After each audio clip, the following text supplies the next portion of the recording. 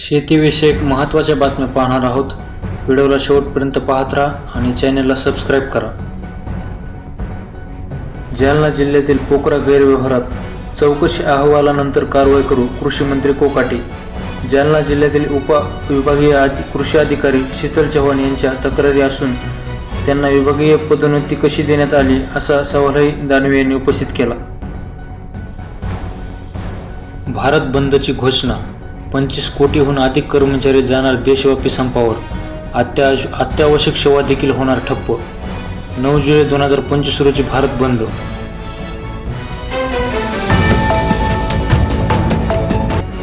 राज्यात पुन्हा एकदा मेगा भरती. मुख्यमंत्री देवेंद्र फडणवीस यांची घोषणा. कंत्राटी नव्हे तर कायमस्वरूपी पदे भरा, कर्मचारी संघटनेची मागणी. राज्यात विविध विभागातील रिक्त पदांचा आढावा घेतला जात असून विविध विभागांमध्ये त्यांचे अधिकृत मंजूर करण्याचे आदेश देण्यात आले आहेत.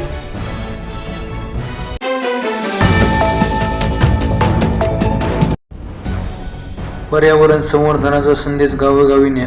मुख्यमंत्री देवेंद्र फडणवीस. पर्यावरणाची वारी पंढरीच्या दारी उपक्रम. वातावरणात झालेल्या बदलामुळे पर्यावरणाचा ऱ्हास होत असून जल, वायू व वनराईचे महत्त्व समजून न घेतल्यास जगजीवन विस्कळीत होईल. त्यामुळे पर्यावरणाचा जागर हा उपक्रम अत्यंत महत्त्वपूर्ण असून या माध्यमातून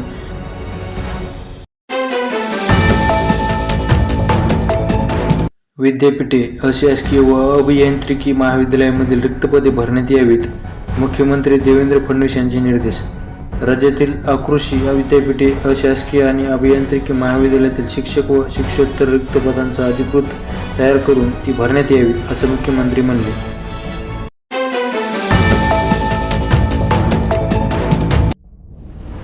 नागपूर व अमरावती जिल्ह्यातील वीज क्षेत्रातील पायाभूत सुविधांची कामे गतीने करा. मुख्यमंत्री देवेंद्र फडणवीस.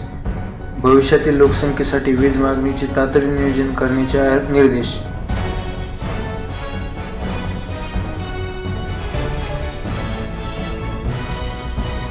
कृषी मंत्री कोकाटे आणि मदत पुनर्वसन मंत्री पाटील यांनी दिली कारवाईची ग्वाही.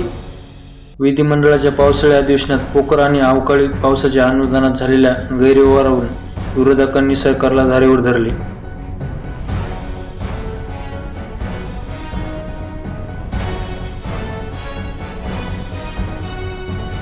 बनावट शासन निर्णय काढून 7 कोटीची कामं पूर्ण.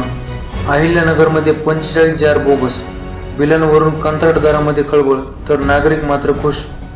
बनावट शासन निर्णयाच्या आधाराने अनेक विकास कामं पूर्ण झाली आहेत. काही कामं अर्धवट आहेत. आता ह्यांची कामाची बिलं कोण द्या. मुलीच्या लग्नासाठी विकली बैलजोडी.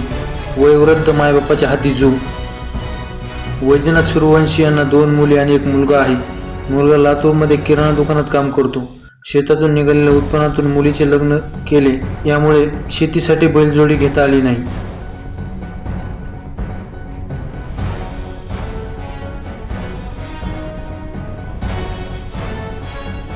राज्यात सरासरीच्या 99% पाऊस.